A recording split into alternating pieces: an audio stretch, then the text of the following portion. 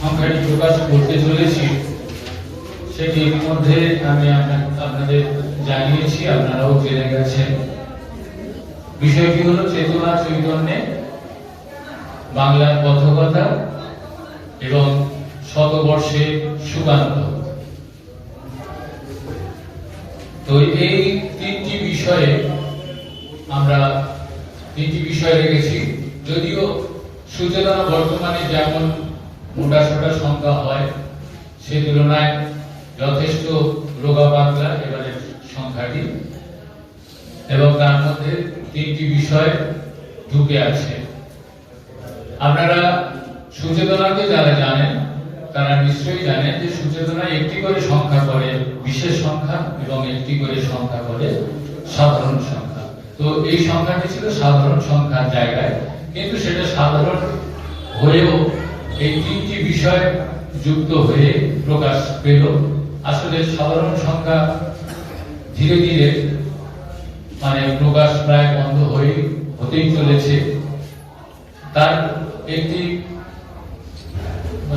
কারণও রয়েছে যে যারা কনিষ্ঠ পাঠক তারা কিন্তু এখন আর মিলমিশ করা নানান রকম বিষয়ের যে পত্রিকা, সেই পত্রিকা থেকে কোন একটি বিষয়কে কেন্দ্র করে যদি পত্রিকা প্রকাশ হয় তার প্রতি বেশি প্রাধান্য দেন। তো সেইটাকে লক্ষ্য রেখে আমরা দেখেছি আমাদের যে সমস্ত বিষয় ভিত্তিক সংখ্যাগুলো হয়েছে সেগুলো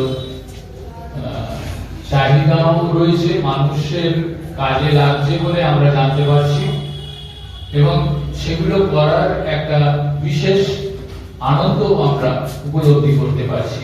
সেদিক থেকে আমরা বিষয় ভিত্তিক করার দিকেই বেশি লক্ষ্য নিয়েছি। এই সংখ্যাটা সম্ভবত যাত্রা গান বিষয়ক একটি সংখ্যা আমরা অনেকদিন ধরে তার কাজ চালিয়ে যাচ্ছি, সেই হিসেবে করার কথা ছিল, কিন্তু সে কাজটি সম্পূর্ণ করতে না পারার জন্য আমরা তড়িঘড়ি সিদ্ধান্ত নিয়ে অল্প কিছুদিনের মধ্যে এই সংখ্যাটি তৈরি করেছি। যে কারণে এই যে তিনটি বিষয় যুক্ত হয়েছে, তিনটি বিষয় নিয়েও যে খুব গভীর কিছু কাজ আমরা করতে পেরেছি তা পারিনি। তবে কয়েকটি প্রবন্ধ আছে যে প্রবন্ধ আগামী দিনে অবশ্যই মানুষকে নতুন পথ, গবেষকদের নতুন পথ দেখাবে বলে আমরা বিশ্বাস রাখি। যেমন চেতনা চৈতন্য বিভাগে শ্রী চৈতন্যের যে যাত্রাপথ, আপনারা বাইরে যারা কথা বলছেন একটু অনুগ্রহ করে আস্তে কথা বলবেন। বাইরে যে কথা হচ্ছে একটু জোরেই আওয়াজ আসছে ভেতরে।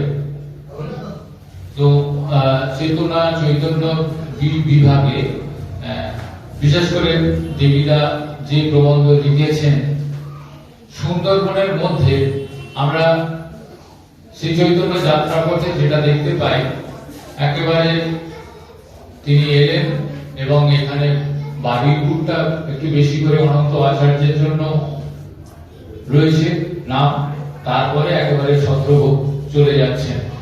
তো তার মাঝখানেও যে অনেকগুলো ক্ষেত্র রয়েছে সেগুলো নিয়ে বিশেষ কিছু প্রমাণ বা বিশেষ কিছু আলোকপাত নেই। আর একেবারে নেই সেটা হচ্ছে ছত্রভোগ তিনি গেলেন, ছত্রভোগের পর কোথায় কিভাবে তিনি একেবারে উড়িষ্যায় গিয়ে মেদিনীপুর গিয়ে তারপরে উড়িষ্যায় পৌঁছলেন, সেটা বিষয়টা একেবারে ধরে ধরে ম্যাপের মতো ধরে ধরে যে সমস্ত ডাক নাম্বার গুলো ধরে সেগুলো ধরে ধরে বুঝিয়েছেন আমাদের দেবীরা।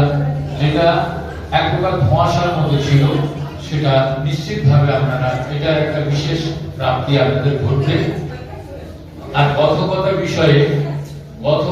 বিষয়ে যে লেখাটি দেওয়া হয়েছে, এটা কথকতা নিয়ে যিনি দীর্ঘদিন প্রায় জীবনের বেশিরভাগ সময়টা অতিবাহিত করেছেন, অনুসন্ধান করেছেন এবং একটি গ্রন্থ আকারে প্রকাশ করার জন্য প্রস্তুতি নিয়েছিলেন সেই পরিমল চক্রবর্তী মহাশয়, সেই পরিমল চক্রবর্তী মহাশয় কিছুদিন আগে এমন অবস্থা হয়েছিল যে তিনি একেবারে তার একটা দিক তো পড়েই গিয়েছে, এখন একটু ভালো আছেন, হাঁটা চলা প্রায় বন্ধ, এবং মানে আমরা খুব আনন্দিত যে তিনি সেই সময়টা পার করে এসেছেন, এখন একটু ভালো আছেন।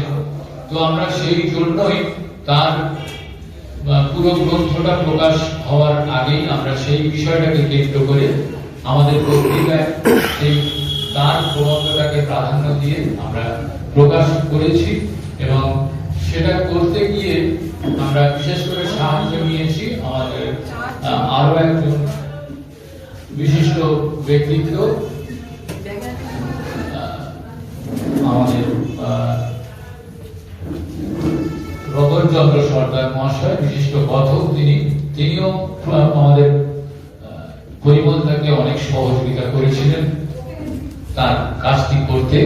তো সেই রতন বাবুর সাহায্য নিয়ে আমরা কথকতা বিষয়টিকে ধরেছি, এবং যেহেতু সুকান্ত ভট্টাচার্যের এটা 100 বর্ষ চলছে, তাই আমাদের সুকান্তদা, আমাদের পত্রিকার সুকান্তদা, তিনি সুকান্ত ভট্টাচার্যকে নিয়ে একটি দীর্ঘ প্রবন্ধ লিখেছেন, যেটা নিশ্চয়ই সুকান্ত বিষয়ক আলোচনায় একটা ভালো জায়গা করে নেবে বলে আমাদের আশা রয়েছে।